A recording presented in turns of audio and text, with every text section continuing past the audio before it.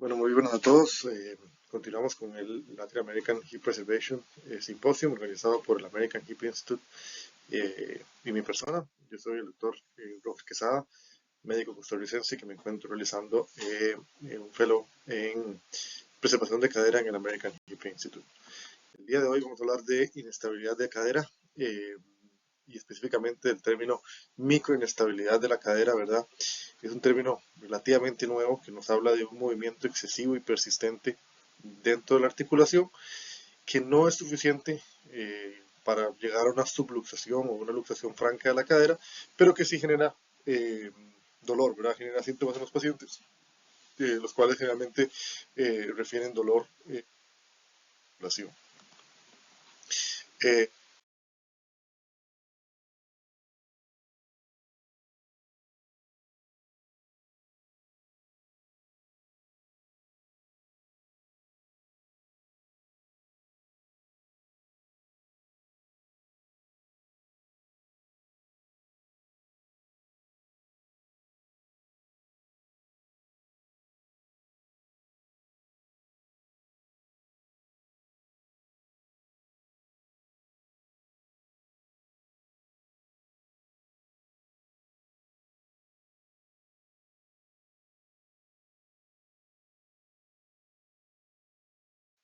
Controversial, como decía, es un tema relativamente nuevo, donde algunos han sugerido es realmente una condición dentro de la cadera o no.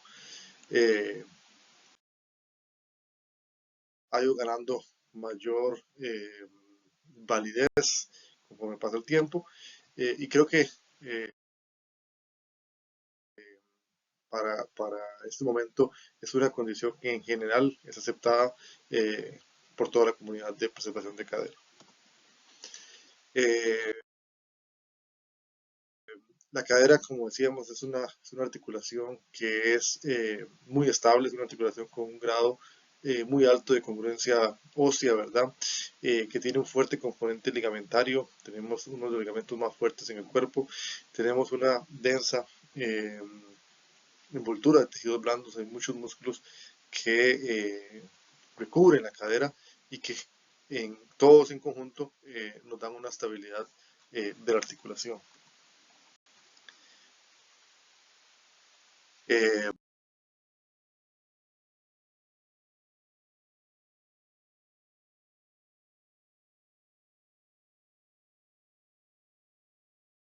Es importante hablar tal vez de algunos factores importantes como el labrum, ¿verdad? Que genera, que recubre toda la superficie articular del acetábulo, produciendo una mayor cobertura y una mayor estabilidad en general de la articulación.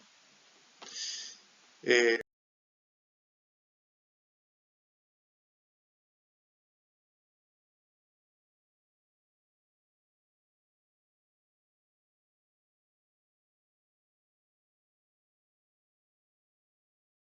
Después, los ligamentos capsulares, ¿verdad? Que son tres, el ligamento isquiofemoral, el ligamento pubofemoral y el ligamento iliofemoral, como lo vemos en el video. Estos ligamentos son los ligamentos más fuertes que tenemos en el cuerpo, ¿verdad? Son ligamentos que producen mucha de la estabilidad de la cadera, proviene de ellos. ¿Y qué es lo que pasa? Lo que pasa es que se forma un círculo vicioso, ¿verdad? Dentro de la articulación, donde hay un micromovimiento de la cabeza femoral dentro de la articulación. Esto va a producir un mayor estrés en los tejidos blandos, en el labrum, que eventualmente puede llegar a tener lesiones o rupturas en los ligamentos capsulares, que va a producir cierta laxitud de los mismos, como nos va a estirar un poco estos ligamentos, va a producir dolor difuso, lo que conlleva a que la articulación en general se mantenga menos activa por el dolor que el paciente presenta, lo cual va a producir una atrofia en general de los músculos y eh, ligamentos alrededor, y se repite el círculo, ¿verdad? Más estabilidad y mayor lesión al final de cuentas. Eh, es importante que la teología no es un solo ente, ¿verdad? Tenemos múltiples factores que juegan un papel en la microinestabilidad de la cadera, empezando tal vez por los más hablados, ¿verdad? Que es la parte ósea, donde siempre hemos valorado eh, si una cadera es displástica o no, o limítrofe, dependiendo de ciertos criterios como ¿verdad? Hay otros medidas como el ángulo de Tönnies o la inclinación del acetábulo, el Fear Index y demás. También es importante valorar la rotación o los perfiles de rotación y anteversión tanto del fémur como del acetábulo.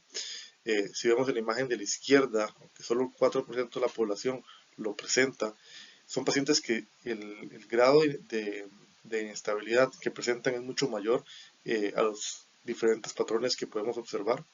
En esos pacientes hay que tener un especial cuidado, ¿verdad? A la hora de escoger el tratamiento para ellos, porque eh, pues son más propensos a tener una estabilidad más franca. En la parte del tejido blando tenemos eh, pacientes con síndromes específicos como Ehlers-Danlos, síndrome de Marfan, que presentan una laxitud de tejidos mucho mayor, ¿verdad? Hay escalas para medir esto en pacientes que tal vez no tienen el diagnóstico, pero que sí presentan una laxitud generalizada como el test de Beighton's. Eh, Después hay que considerar siempre, como decíamos, la cápsula, sus ligamentos, el labrum, eh, así como músculos asociados como el iliosoas, el recto femoral, los abductores e incluso el ligamentum teres ha ido ganando popularidad en lo que es el manejo de la microinestabilidad. Y pues como hablábamos, pacientes que su condición genética les permite rango de movimiento extremos, pues también se encuentran un poco más de riesgo de presentar una inestabilidad de cadera. Y así como un tercer grupo de iatrogénicas, ¿verdad? Lesiones iatrogénicas que se pueden presentar, como vemos en las imágenes, lesiones puntuales en la cadera, en la cápsula de la cadera, ¿verdad? Con defectos en la cápsula que podemos ver por resonancia magnética, o lesiones por una sobre-resección de lesiones en CAM en el cuello femoral, eh, que lamentablemente se pueden producir de manera iatrogénica. En el diagnóstico específico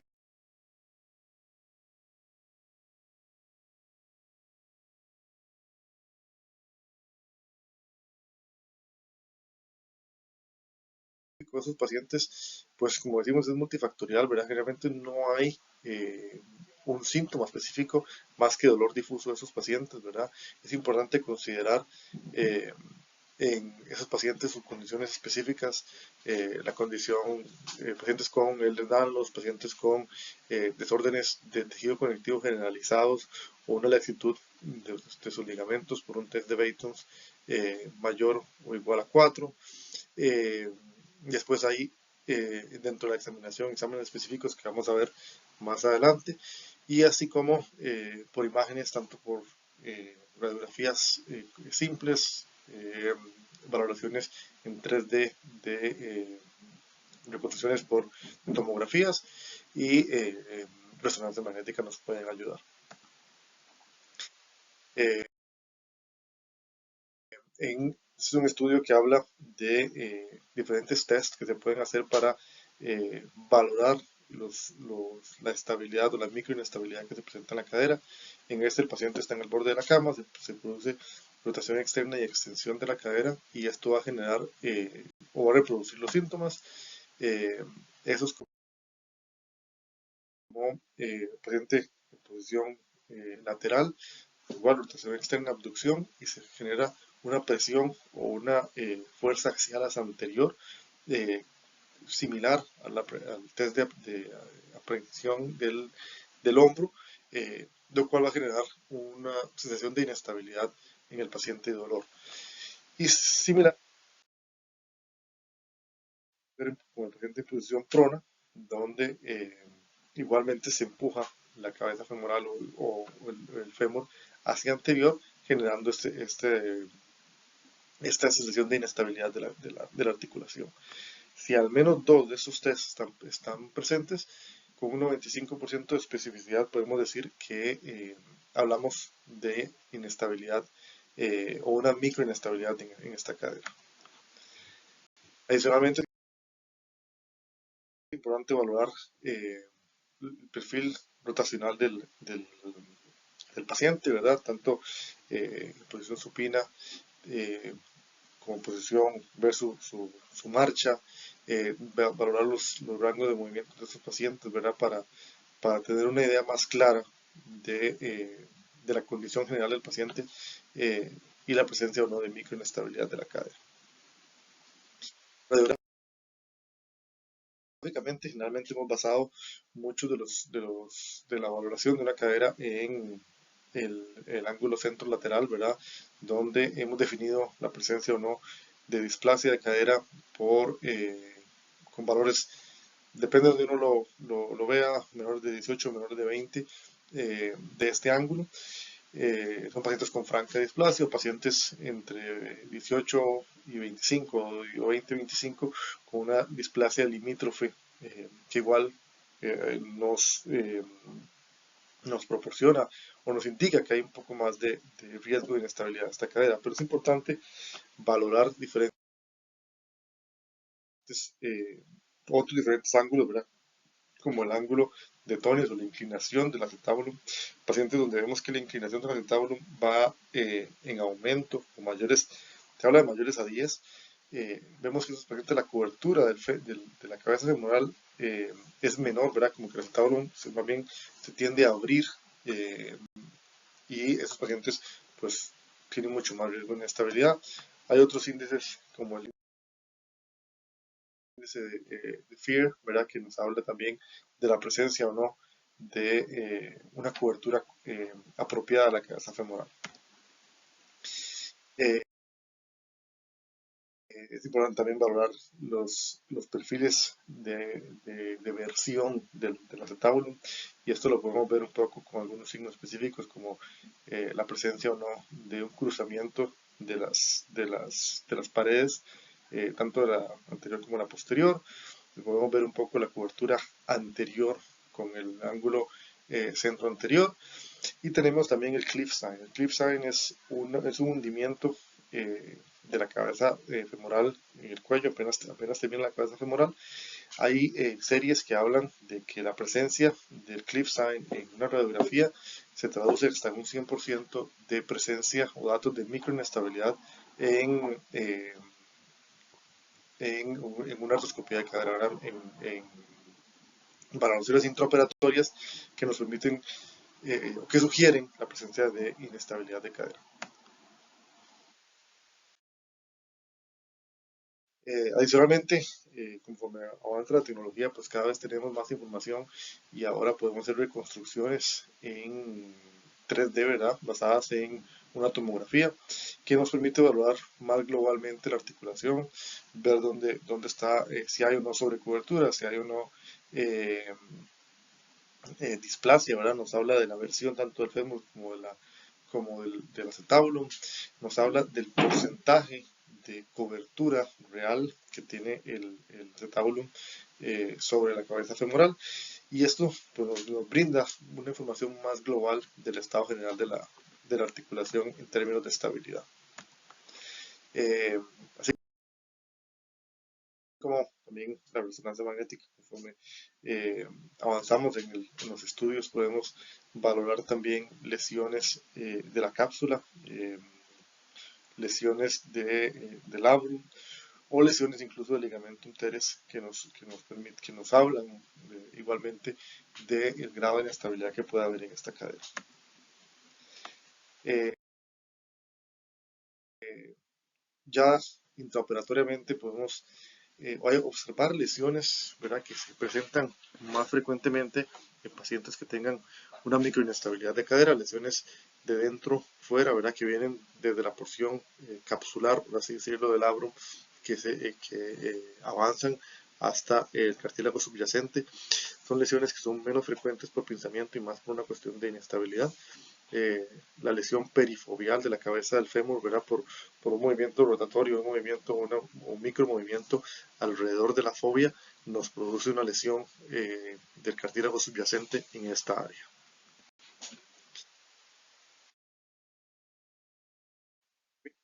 Pues una vez con todo esto, y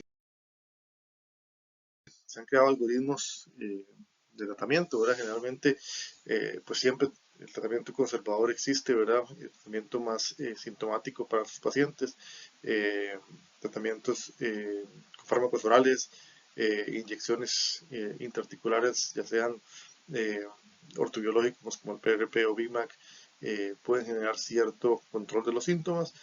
Tratamiento no farmacológico, fisioterapia, ¿verdad? Siempre fortalecer un poco toda la parte de los blandos alrededor nos va a generar cierto grado de estabilidad, ¿verdad? Y también nos puede preparar al paciente para una eventual cirugía. Y el abordaje quirúrgico, pues hay dos grandes esferas, ¿verdad? El tratamiento abierto, que con una osteotomía periacetabular, y o no la inclusión de artroscopía. Hay series ahora que nos hablan de que la artroscopía puede ser beneficiosa en estos pacientes cuando vemos lesiones por resonancia magnética confirmadas, ¿verdad? Eh, Después, la esfera de solo manejo artroscópico o un manejo mínimamente invasivo, hay que valorar siempre todos los elementos que, como hablábamos anteriormente, contribuyen a la estabilidad de la cadera, ¿verdad? No es solo el manejo del labrum, sino también hay que considerar la cápsula, hay que considerar todos los elementos adicionales que pueden aumentar un poco la estabilidad en esos pacientes. Eh, y como vemos, hay estudios que nos hablan de buenos resultados clínicos a mediano plazo y a largo plazo en esta población, ¿verdad? Tenemos que los pacientes con, eh, que recibieron una osteotomía periacetabular tienen buenos resultados clínicos y bajos datos de conversión a artroplastia de cadera, incluso a 30 años. Pacientes con una displasia limítrofe de la cadera que se sometieron ya sea a solo osteotomía periacetabular o a solo artroscopía, complicación de la cápsula, obtuvieron resultados similares a 5 años. Entonces, pues, ¿qué hacemos, verdad? Lo principal es un abordaje integral del paciente, ¿verdad? Alejarnos un poco de, como veíamos anteriormente, la valoración de displasia o la valoración de displasia limítrofe de cadera, solo valorando el ángulo centrolateral, ¿verdad? Y considerar eh, todos los demás factores, pacientes con ángulo de tonis un poco más elevado, pacientes con rangos de movimiento extremos, pacientes con una tendencia de una laxitud ligamentaria excesiva. Esos pacientes pues probablemente se caen dentro de los pacientes que se van a beneficiar más por una mecánica, ¿verdad? Con una osteotomía periacetabular de la, de la congruencia de la articulación y generar mayor estabilidad de esta forma. Pacientes que por el contrario eh, presentan ángulos de tonis un poco, eh, digamos, más o menores a 10, con rangos de movimiento menos extremos, podemos valorarlos artroscópicamente, mínimamente invasivo, ¿verdad? Siempre eh, siendo énfasis en la necesidad de una valoración de todos los elementos que llevan a mejorar la estabilidad de la articulación. Y en esto se han hablado de técnicas diferentes, ¿verdad? Este capítulo también lo vimos en el manejo capsular, en la charla de manejo capsular, pero aquí de manera rápida se han descrito técnicas de aplicación de la cápsula, ¿verdad? Donde se toman las más grandes de cápsula, haciendo un desplazamiento también de la cápsula hacia inferior, lo cual nos va a permitir una aplicación de la cápsula, amarrar un poco más estos ligamentos y esto ha producido resultados en pacientes, ¿verdad?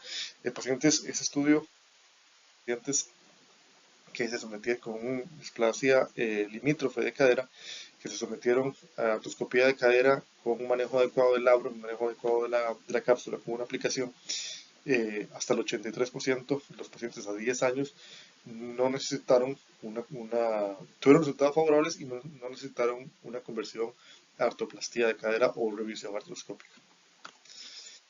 Eh, Se han generado técnicas y en esta tuve la oportunidad de participar yo en el desarrollo de esta técnica, donde esos pacientes que tienen una displasia limítrofe, una displasia de cadera, donde no queremos tomar más hueso del acetábulo, pero igualmente queremos proporcionar de manera natural la presencia de células que nos permitan de una manera adecuada una integración del labrum. Lo que se puede hacer es hacer punciones del acetábulo para producir que todo el material de la médula ósea y las células que permiten que facilitan la integración del labrum salgan eh, sin tener que hacer una acetabuloplastía como tal. Eh, Adicionalmente, el manejo correcto del labrum, ¿verdad? En pacientes donde no se pueda reparar el labrum por una cuestión propia del tejido, se ha visto que la mejor opción en estos casos es una reconstrucción, donde se han diferentes técnicas para hacerlo. Esta es la técnica del pull-through, digamos, donde no hay que cortar el graft, sino que se adhiere el graft a toda la superficie y luego se corta el exceso. La superficie de contacto produce un adecuado sello de la articulación y por lo tanto se traduce a una mayor estabilidad en general de la cadera. Volvemos al mismo gráfico, ahora es importante, ya vimos el manejo de la cápsula, ya vimos el manejo del labrum y hay elementos extra también a considerar. Dentro de los mismos, como hablábamos al inicio, el ligamento teres ha adquirido mayor relevancia en esos pacientes con microinestabilidad, especialmente en revisiones artroscópicas de esos pacientes, ¿verdad? Donde se puede hacer una reconstrucción del ligamento con túneles dentro de la cabeza femoral y la aplicación de un botón en el acetábulo, ¿verdad? Para mejorar en general la estabilidad de esta cadera. Asimismo, pacientes que se presentan con lesiones por una sobreresección del cuello femoral, se han intentado copiar técnicas exportadas del hombro, ¿verdad? Como el reemplazage, donde ya sea con cápsula o con diferentes tipos de allograft, se ha intentado rellenar el defecto, ¿verdad? En el cuello femoral. Esto ha generado resultados controversiales, ¿verdad? No hay muchas series que nos hablen de ese tipo de técnicas y los resultados a largo plazo. Por lo tanto, hay que ser un poco cauteloso a la hora de pensar en ese tipo de técnicas. De manera de resumen, la microinestabilidad es una condición extrafisiológica que nos conduce a una mecánica anormal de la cadera. Como vimos, es multifactorial. Es importante abordar el paciente de manera individualizada, ver sus características tanto clínicas como radiográficas para lograr un manejo adecuado de sus pacientes. en caso de un no manejo de esta inestabilidad de la cadera, genera un círculo, ¿verdad? Donde cada vez produce mayor daño y mayor inestabilidad dentro de la cadera. Y haciendo énfasis nuevamente que el tratamiento debe ser individualizado. Las técnicas tanto de artroscopía con un manejo adecuado de la cápsula y del labrum funcionan en los pacientes adecuados, una elección correcta de los pacientes, y las otomías pericetabulares, pues también, ¿verdad? Nada más hay que tener una selección adecuada de estos pacientes. Y esa es la charla del día de hoy. Agradecerles a todos por su presencia. Muchas gracias.